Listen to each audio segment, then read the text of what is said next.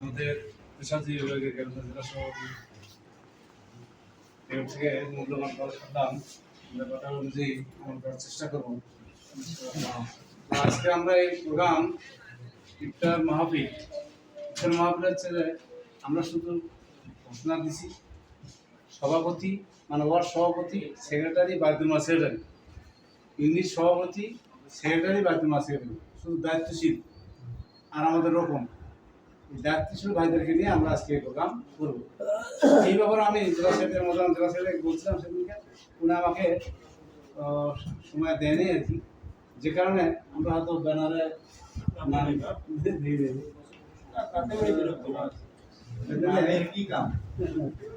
এই কারণে এটা আর কি মিস্টেক আছে আমাদের। আজকে আমরা যে দেশের যখন আসলেন তখন তো আমরা আনন্দিত হলাম যে আমরা তাকে পাইলাম না পাওয়া মেহমান, সেই জন্য আমরা তাকে অসংখ্য ধন্যবাদ। দায়িত্বশীলের প্রোগ্রামে শুধু আমরা এখানে আজকে ইফতার মাহফিলের উদ্দেশ্যে নয়, যে আমরা দায়িত্বশীল যে কিছু কথা জানার জন্য বলার জন্য, এই জন্য আমরা সময় আমাদের নাই। তো এই পর্যায়ে আমাদের আলোচনা করছেন আমাদের জামাত ইসলামী গাইবান্ধা জেলা শাখার সংগ্রামী সেক্রেটারি জনাব মাওলানা জহুরুল হক ভাই, আলোচনা করার জন্য অনুরোধ করছি।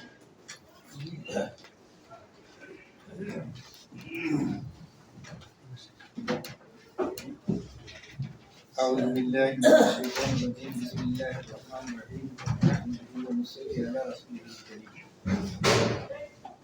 বাংলাদেশ জামাত ইসলামী গাইবান্ধা জেলা শাখার অধীনস্থ গাইবান্ধা পৌরসভার পেশাজীবী সংগঠনের উদ্যোগে আজকে দায়িত্বশীল পর্যায়ের ভাইদের নিয়ে ইফতার মাহফিল থেকে আলহামদুলিল্লাহ। তো দায়িত্বশীল বললে সবাই তো বক্তা, তাই না? তাদের মাঝে সীমানের কথাই হওয়া দরকার।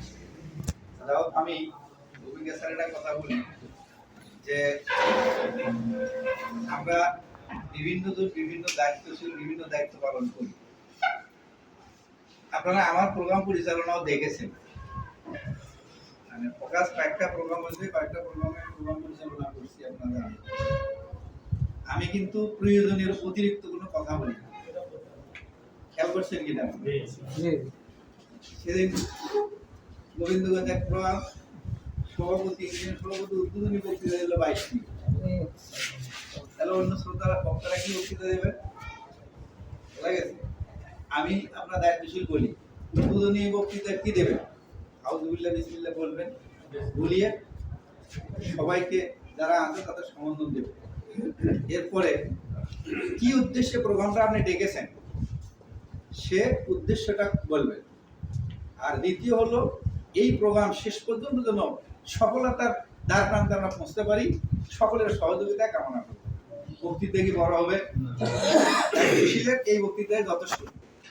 এখন দায়িত্বশীল যদি বক্তৃতা বেশি দেয়, আবার যদি ঘোষণাটা দেখি ওই ঘোষণার ফাঁকে ফাঁকে আবার খানি বক্তৃতা দেয়, দেয় না? এরকম জনগণ বিরক্ত হয় না? এটা কি বলে, বিরক্ত হয় না? এগুলোর দরকার নাই। আপনার নিট যে কথাটা আছে বলবেন, আপনার দায়িত্বশীল জন্য এই কথাটা আমি বললাম, ঠিক আছে? আমরা এইভাবেই সামনের দিকে আমাদের স্ব দায়িত্ব আছে যেখানে সেখানে আমরা পালন করার চেষ্টা করি, কি বলেন? যাক আলহামদুলিল্লাহ। তো আমরা দায়িত্বশীল পর্যায়ে সব ভাই আছেন, কথা তাহলে আমরা একটু কথোপকথনের মতো করিয়া বক্তৃতা। আমি এটা জিজ্ঞাসা করি, বলেন তো রোজা ফরজ হচ্ছে কত সালে, কত হিজরিতে? দ্বিতীয় হিজরিটা কি? তার আগে কি হয়েছে?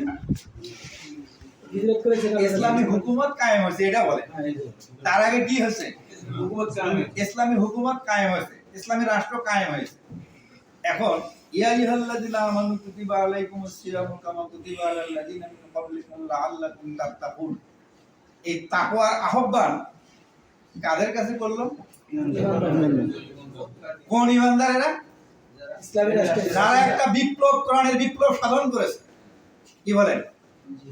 যারা কোরআনের বিপ্লব, যারা আল্লাহ তাআলা প্রদত্ত যে দায়িত্ব সেই খেলাফত কায়েম করেছেন, তাদের কাছে এই আয়াত নাযিল হয়েছে। কি বলেন? অন্য কারো কাছে হয়েছে না? কারণ আল্লাহ তাআলা পরিভাষা হলো দুইটা। মানুষকে ডাকার পরিভাষা কয়টা? দুইটা। একটা হলো ইয়া আইয়ুহান নাস, এর দ্বারা কি বোঝায়? দুনিয়ার যত মানুষ আছে, আপনার আমার চেহারার মতো যত মানুষ আছে সব মানুষ। মুসি কি আপনার আমার চেহারার মতো মানুষ না?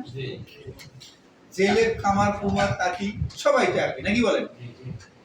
আল্লাহ তাআলা তাদের একটা কমন নোটিশ দিয়েছে, কয়েক জায়গাতে এই কথা বলছে, ইয়া আইয়ুহান নাস উবুদু রাব্বাকুমুল্লাযী খালাকাকুম।